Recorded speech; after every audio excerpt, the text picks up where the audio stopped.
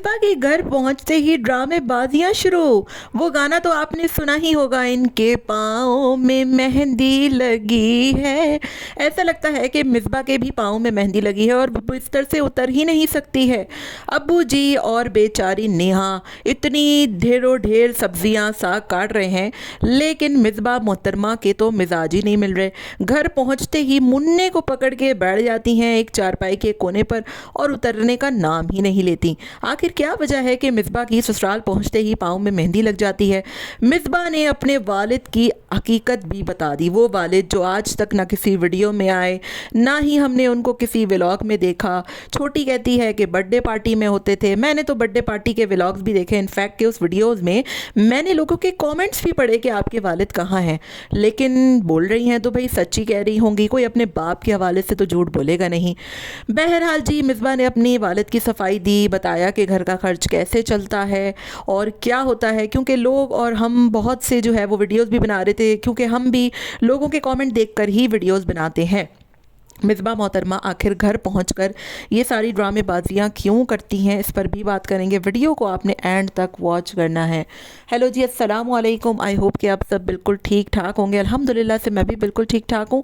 Video start करने से पहले तमाम लोगों से रिक्वेस्ट है, चैनल को सब्सक्राइब कर दें, वीडियो को लाइक कर दें। मिसबा मोहतरमा घर पर तो आ गई हैं, लेकिन मिजाज उनके अभी तक वही गरम गरम से हैं। मुझे तो लगा था कि शायद मिसबा अब घर जाएगी, मुन्ने को रखेगी और अब्बू जी को कहेगी कि अब आप आराम करें, मैं नेहा के साथ मिलकर खाना पका लिया करूंगी। लेकिन अब्बू जी क्या इतना ढेरों ढेर सब्जियां काट रहे हैं बेचारे इस उम्र में भी। और अदनान साहब आकर नेहा से कह रहे हैं कि भाई मैं तो पाए गोश्त लाया था, तुम वो पका देती। तो अदनान साहब, अब आप अपनी बीवी से कहें कि 40 दिन मुकम्मल हो गए हैं, आपके पाँव की मेहंदी जो है वो खुश्क हो चुकी है और अब आप उतरें और काम करें किचन में। अगर पाए खाने का दिल है तो अपनी बीवी से कहें, गोश्त खाने का दिल है, बिरयानी, मुर्गम, छोले, पकौड़े जो पकाने अपनी बीवी से बोलें, क्योंकि बूढ़े बाप बेचारा काम करते हुए ज़्यादा अच्छा नहीं लगता है और आपको खुद भी थोड़ी शर्म आनी चाहिए।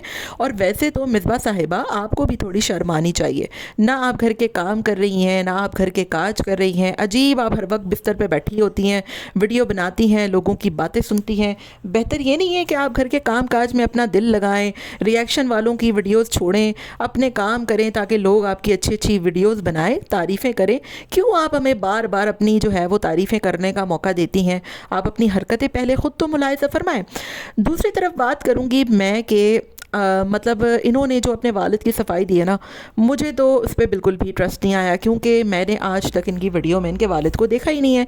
तो छोटी फरमाती है, मैं उसका नाम भूल गई, मेरा ख्याल है अजवा। हाँ, अजवा बड़ा प्यारा नाम है, खजूर पे नाम है, जो आप सल्लल्लाहु अलैहि वसल्लम ने खुद अपने हाथों से लगाई थी।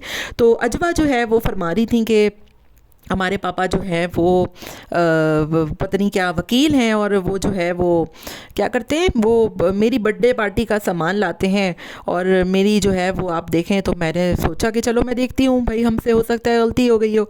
तो मैंने जाकर 2-3 बर्थडे पार्टी की वीडियोस थी, उसमें मुझे ना इनके अब्बे दिखे ना ही कोई और दिखा।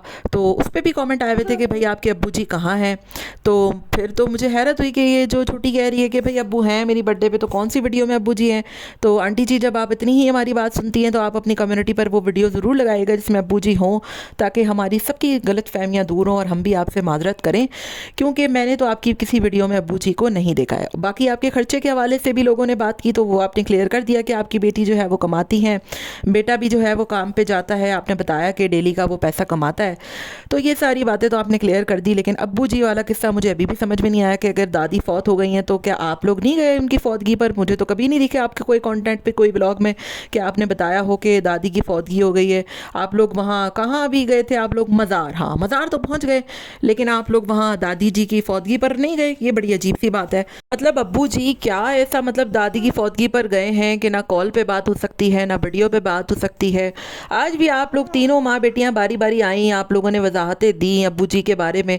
क्या ही बेहतर होता कि अब्बू जी खुद ही आके वीडियो पे बता देते कि भाई मैं ये रहा, अब्बू जी वहाँ पे दादी की फौतगी पे गए हैं कि हमारी वीडियोस देखने गए हैं, वहाँ पे बैठकर अब्बू जी हमारी वीडियोस भी इंजॉय कर रहे हैं, वीडियोस भी देख रहे हैं और फिर जो है वो वहाँ से पैगाम भी जारी कर रहे हैं। इससे बेहतर था कि अब्बू जी खुद आके बता देते, ताकि हम सब की जो गलत फहमियाँ हैं, साथ में आपके सब्सक्राइबर्स की भी, और क्योंकि हमने तो बनाई ही लोगों की कमेंट्स पर वीडियो थी, तो आप उनकी हमारी सबकी जो है वो गलतफहमी एक साथ ही दूर कर देती तो क्या ही बेहतर होता।